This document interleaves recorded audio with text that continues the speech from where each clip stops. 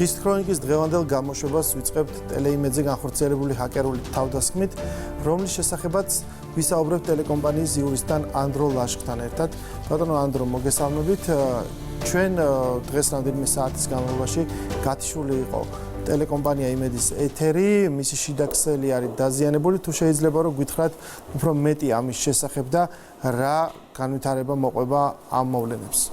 მოგესალმებით გურამ, სამწუხაროდ დეტალური ინფორმაცია სამომენტისთვის ჩვენც არ ვფლობთ, თუმცა ნამდვილად ვიცით ის, რომ დაახლოებით 20 წუთის, 30 წუთის განმავლობაში როგორც ტელეკომპანია იმედი, ასევე ტელეკომპანია მაესტრო საერთოდ ეთერის მიღმა იყო და დარჩენილი, გათიშული იყო მაუწყებლობა როგორც ციფრული მაუწყებლობიდან, ასევე საკაბელო, სატელიტი, მოკლედ ყველა საშუალება იყო გათიშული. იმედის მაუწყებლობა დაახლოებით 20-30 წუთის შემდეგ აღდგა, თუმცა მაესტრო კვლავ ეთერის მიღმა რჩება.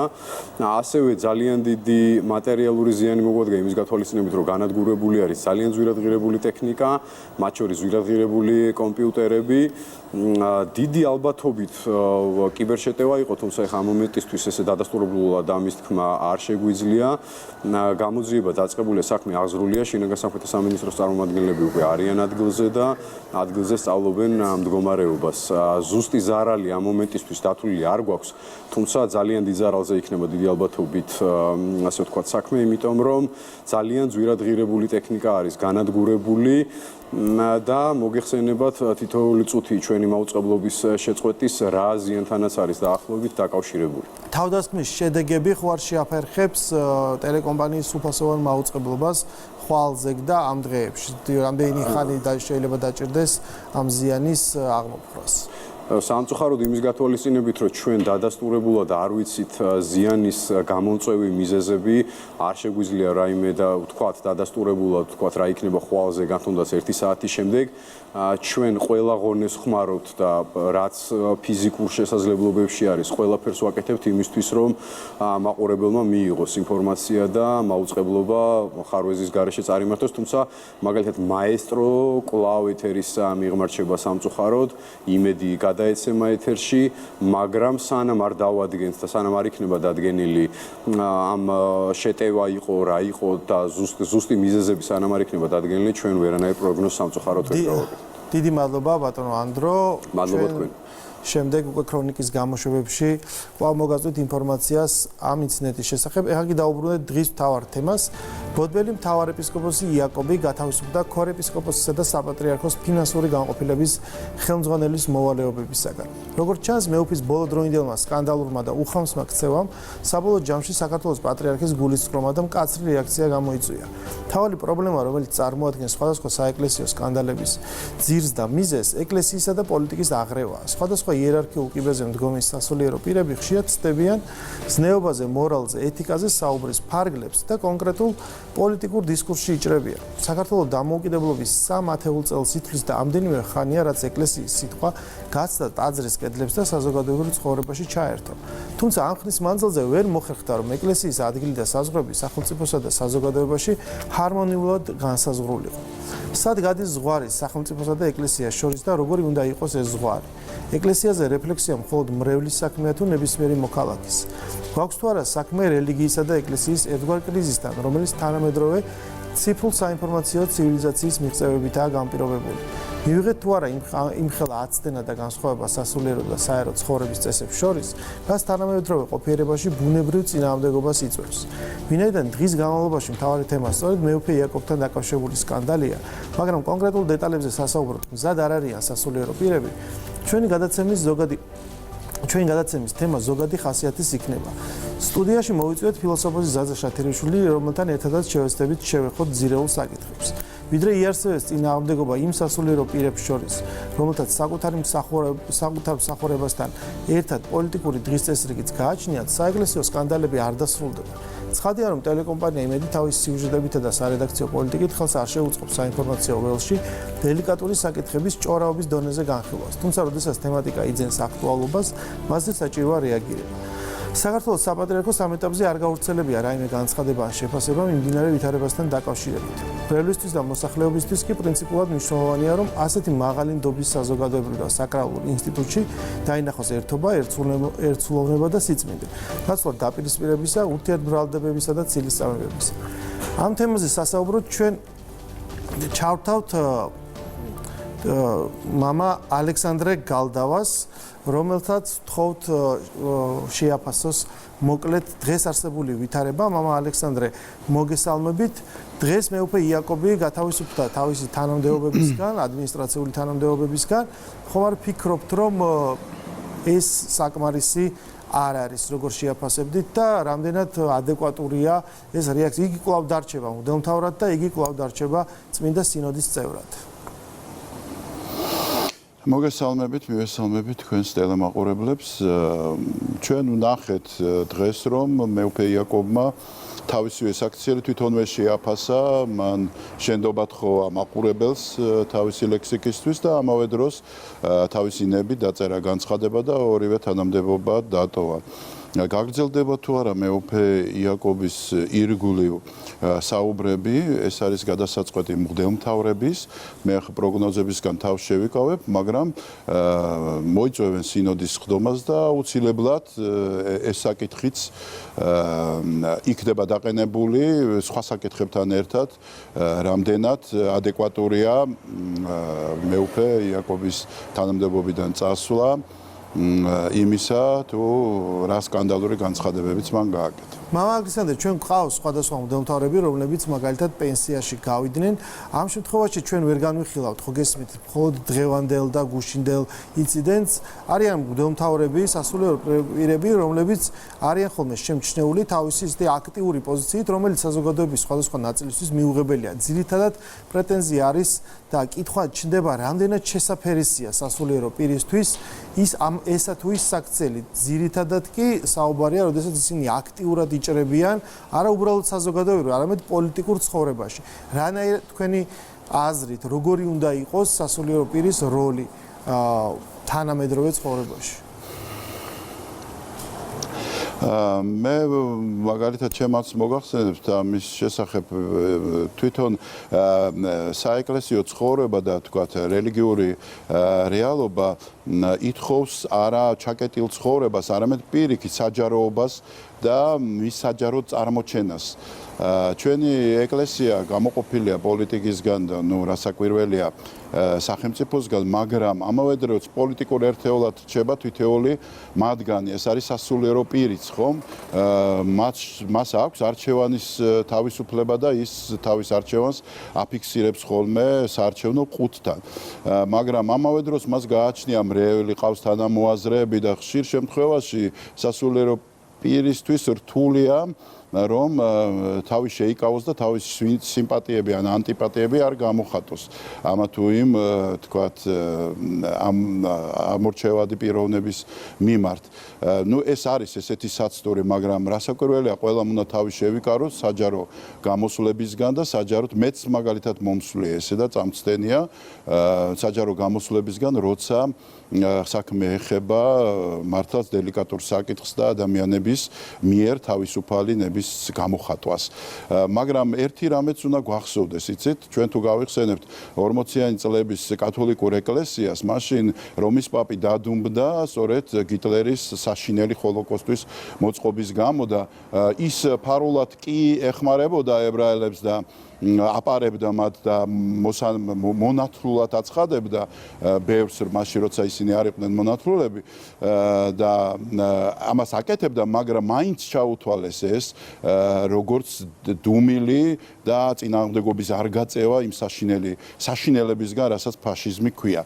ამიტომ რაღაც დღეს ფაშიზმი არ არის სახელმწიფოში და რასაკვირველია მასთან მიახლოებულიც არაფერი არ არის მსგავსი, მაგრამ ალბათ რაღაცა ზღვა არ იდგება ხოლმე ადამიანის ცხოვრებაში რაღაც დიდი კატაკლიზმებია, სადღაც შეიძლება რომ ეკლესიურმა ერთობამ დააფიქსიროს თავისი აზრი, ყოველ შემთხვევაში რეჟიმის მიმართ, თუ ეს იქნება ისეთივე ადეკვატური დონის, როგორიც იყო ჰოლოკოსტი და ფაშიზმი ევროპაში. ან კომუნიზმი საბჭოთა კავშირში. მე გეთანხმებით და იმაშია რომ კი რა თქმა უნდა სასულიერო პირის ჩვეულებრივი მოქალაქეა და მანაც შეიძლება პოზიცია გამოხატოს, მაგრამ ეს მით უფრო აყენებს მათ, როგორც კი ისინი გამოდიან თქვა თავის ტაძრის ფარგლებიდან და სააშკარაოზე, მით უფრო აყენებს მათ იმ გარკვეული ზნეობრივი და მორალური ვალდებულებების ქვეშ, ხო, რაც ისედაც იგულისხმება, ანუ ადამიანების შემდეგ მათ უკვე როგორც ღიად საჯარო ფიგურებს განსჯიან მისი უკვე ქცევის მიხედვით, როდესაც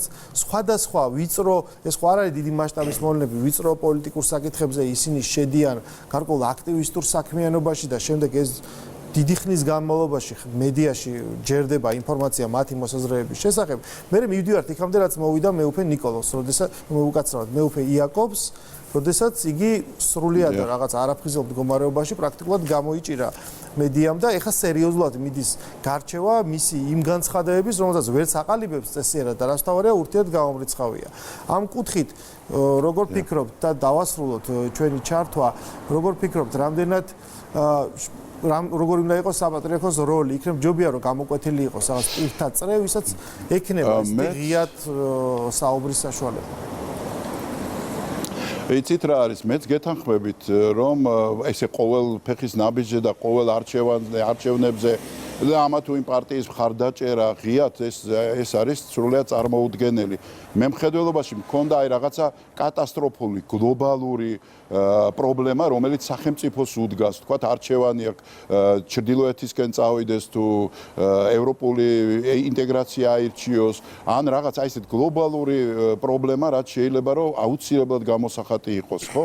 მაგრამ ესე კერძო შემთხვევები რასაკვირველია პასუხისგებლობა როგორ უნდა გაინაწილო კონკრეტული პარტიის მხარდაჭერით, იმიტომ რომ ის პარტია ხედავთ რომ როგორც რომელი პარტია მოდის თავის დანაპირების 80%-ს ვერ ასრულებს და შენი მხარდაჭერით გამოვა რომ შენც თანამონაწილე ხარ იმ ტყუილისა, რომელსაც იმ დანაპირებებისა, რომელსაც ისპაირდებოდა და რასაკვირველია ეს უნდა იყოს გამიჯნული. თან პიროვნულადაც ჩვენ მოძღვრები ვართ ყველასი პოზიციისაც და ოპოზიციისაც და დაჩაგრულისაც და დამჩაგვრელისაც რა.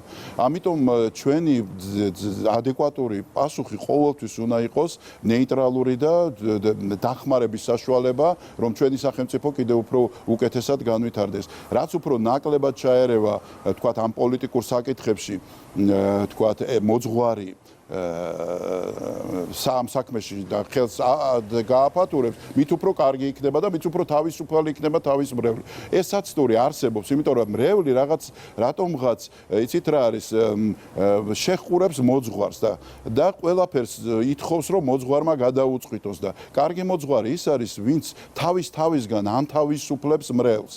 და ის მხოლოდ და მხოლოდ ქრისტეს ცნებებით აცხოვრებს და ცდილობს, რომ ქრისტეს დაუკავშიროს და არა კონკრეტულ პარტიას ან თავის იდეებს, ან თავის მოსაზრებებს, ან თავის პიროვნებას. გასაგებია. დიდი მადლობა მამა ალექსანდრე ჩართვისთვის. ჩვენ გადმოვინაცვლებს სტუდიაში. ზაზა, მოგესალმები. ჩვენ მე ვფიქრე, რომ ჩვენ არ გავყოლოდით ესე ვთქვათ რაღაცა ვიწრო მიმდინარე ახალი ამბების კონიუნქტურას, გვესაუბრა ზოგადად ყველაზე საინტერესო ამბების ფონზე არის ის საკითხები, რასაც გვიბიძგებს ჩვენ იმ ადამიანებს, ვინც ეკლესიაში დავდივართ, თუ როგორ უნდა შედგეს ფორმა, თანამშრომლობის ფორმა. აი 30 წელია შესავალ სიტყვაში თქვი, რაც საქართველოს დამოუკიდებელი ქვეყანა არის და ეკლესიაც პრაქტიკულად აი 1988 წლის შემდეგ უფრო და უფრო გაიხსნა და მისი სიტყვა ისმის. ჩვენი გამოცდილება, რაღაც შიდა გამოცდილება არსებობს კიდევ რაღაც დასავლური გამოცდილება, სადაც ესეთი მათ არ უწყორიათ ათეისტურ პირობებში. როგორ ფიქრობ, საქართველოს ვითარება რამე გამორჩეული და უნიკალურია ამ კუთხით თუ მას გააჩნია ანალოგიები სხვა ქვეყანაშიც რა მდგომარეობა ჩვენთან არის? მოგესალმებით კიდევ ერთხელ. ცხადია, მე როგორც რომის კათოლიკე ეკლესიის წევრს არანაირი მორალური უფლება არ მაქვს რამე კომენტარი გავაკეთო, მაგრამ რაც შეეხება ანალოგია და უფრო ესეთი მეტაფიზიკური საკითხი რო დავსვათ განსაცდელი. განსაცდელს მართლაც შეიძლება სხვადასხვა ფორმა ჰქონდეს და 2000 წლის განმავლობაში ეკლესია მუდმივად ძალიან ხშირად არის სხვადასხვა ტიპის განსაცდელის წინაშე. ხან ეს არის ერესის ფორმა, რომელიც სხვათა შორის არ არის მხოლოდ წარსულის საკუთრება, ეს ერესი დღესაც არსებობს, ოღონდ თუ წარსულში ამას ჰქონდა უფრო თეორიულ დოგმატური ხასიათი, დღეს როგორც ცხოვრების წესი. ეს როგორც დასავლეთში, ისე აღმოსავლეთში, ანუ ეს გამოწვევები როგორც დასავლურ ან მოდი ესე ვიტყვი როგორც კათოლიკე ეკლესიას, ისე აღმოსავლურ ეკლესიებსაც უდგას და ამიტომაც აი ბოლო პერიოდში ძალიან გაახშირდა ესეთი თანამშრომლობა მორალურ თემებზე, რაც ძალიან ნიშანდობლივია. არის თუ არა აი ან დასავლეთში ან აღმოსავლეთში ქონია თუ არა მე-20 საუკუნე რო ავიღოთ ან 21 საუკუნის დასაწყისი, რა თქმა უნდა არის ეს ძალიან ძიმე თემებია.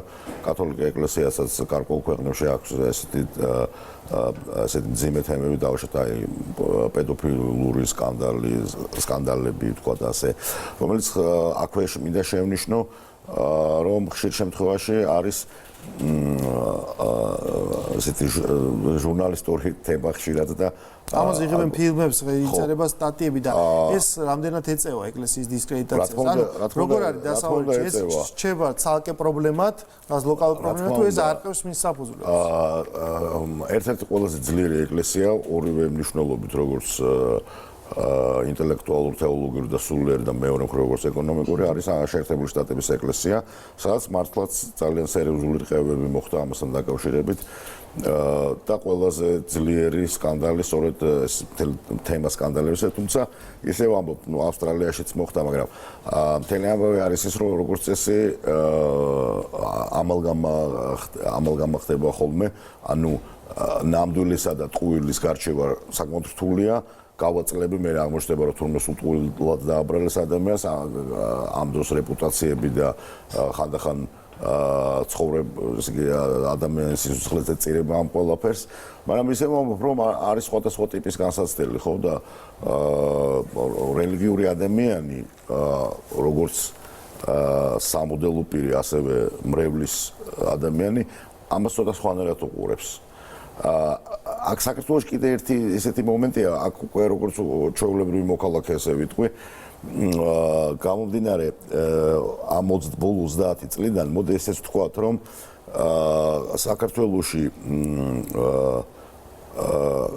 ქართულ სამოციქულო ეკლესიას არ ქონდა ასე ვთქვათ დემოკრატიულ სეკულარულ წყობაში ყოფნის ასე ვთქვათ გამოცდილება. მე ხლა არ ვამბობ, ხლა ამ შემთხვევაში მე არ ვამბობ, რომ ესე იგი იმპოზიციიდან არ ვლაპარაკობ, რომ აი 200 წელი ეს მონარქიზმი და რაღაცა მონარქიზმი იყო ყველგან სხვა ქვეყნებში. ხო, ანუ მე არა ვარ დემოკრატიის მეხუთმე, მიმეჩნია, რომ ეს არის ერთ-ერთი წყობა და ყველგან ქრისტიანმა ადამიანმა ყველა წყობაში უნდა შეძლოს თავისი მრწამსის შენარჩუნება და გადარჩენა ლომის ხალხისაგან, როგორც ეთქოდა პავლე მოციქული.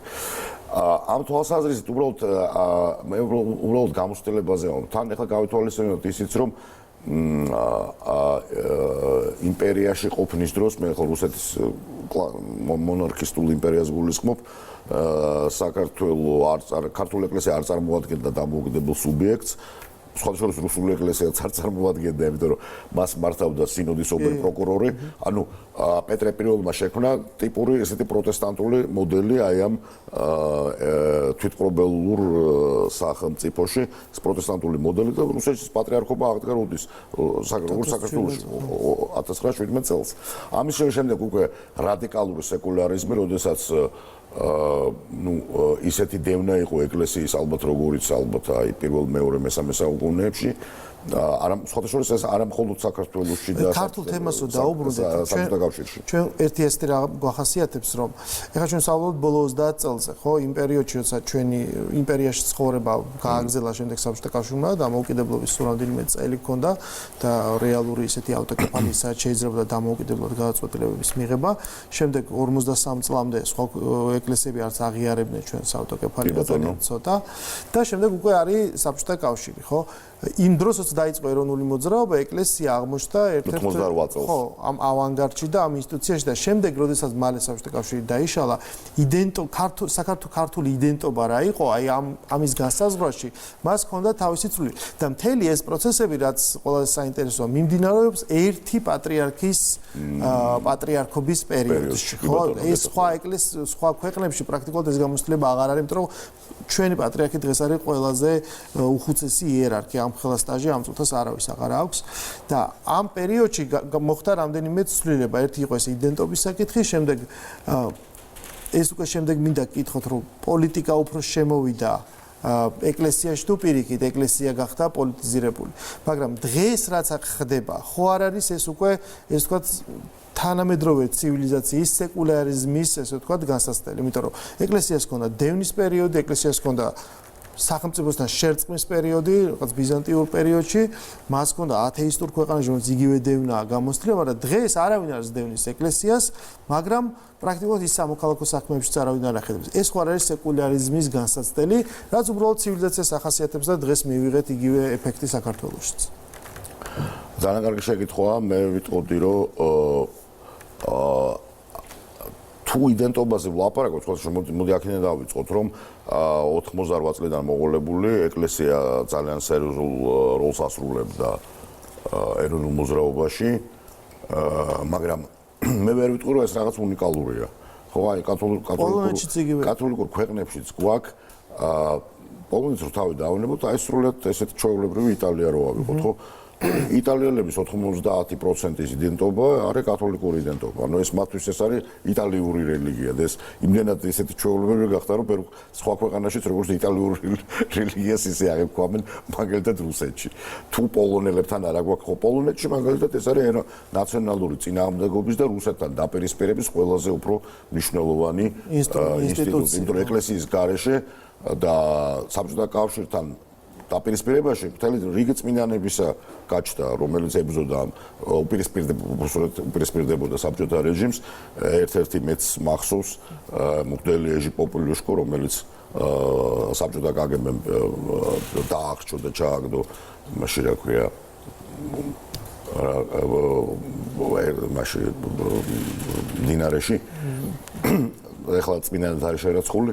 ანუ ეს ჩვენ ყველაფერი გვახსოვს, ეხლა მაშინ არ ვიყავი ეკლესიური, როცა, მაგრამ მახსოვს აი საბჭოთა კავშირთან დაპირისპირება და რელიგია ძალიან სერიოზულ როლს ასრულებდა. მე მაშინ ისევ ეკლესიური არ ვიყავი, მაგრამ აი ხშირად უსმენდი ვატიკანის რადიოს. რატომ? იმიტომ რომ ეს იყო რაღაცნაირად არა მარტო სხვა ინფორმაციის მიღება, არამედ რეჟიმ ეს არის ეკლესიის ის როლი, რაც მას ჰქონდა მე-20 საუკუნეში. ათეისტურ რეჟიმთან დაპირისპირება. 21 საუკუნეში.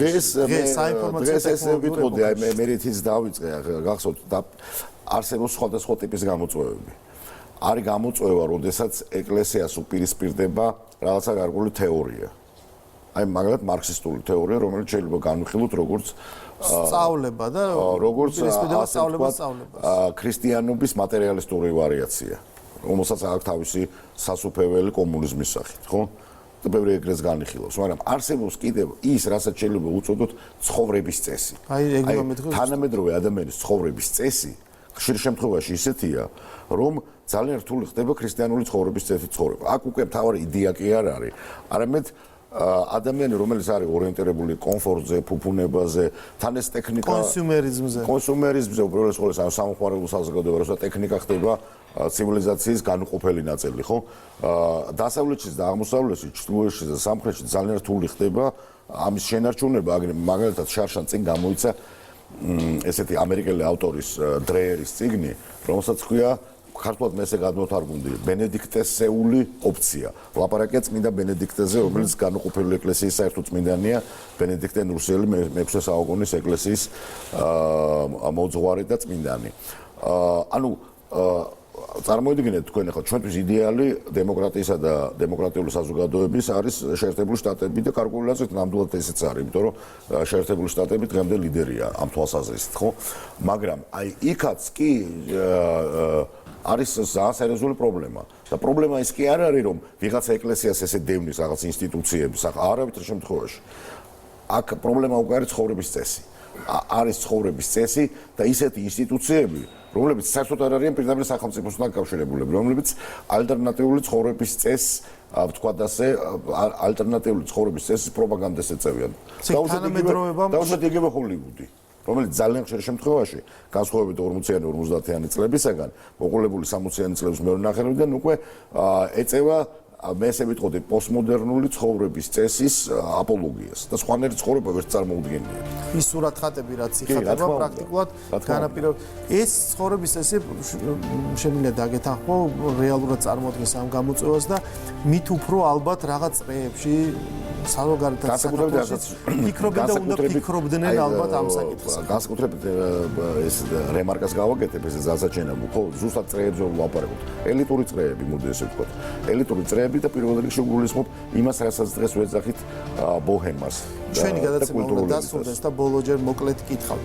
მიგაშნია თუ არა რომ ეკლესიას აქვს რესურსი დასავლურს თუ აღმოსავლურს რომ ადაპტირება მოახდინოს თან აი ამ ცხოვრების წესთან და ამ პირობებშიც კი მან მოახერხოს ქადაგება. რადგანაც ჩვენი რწმენით ეკლესია ადამიანის მოგონილი არ არის და ის თავად ღმერთმა განკაცებულმა უფალმა დააფუძნა, აი სწორედ ეს არის მთავარი რესურსი. რწმენა არის მთავარი რესურსი. თუ შესაძლებელია ნებისმიერი ვითარებიდან აღდგომა. ამ სიტყვებით დაგემშვიდობებით ჩვენი გადაცემა დასრულებულია. ხვალ დღის ქრონიკას წაიყვანს თეა სიჩილავა. ნახვამდის.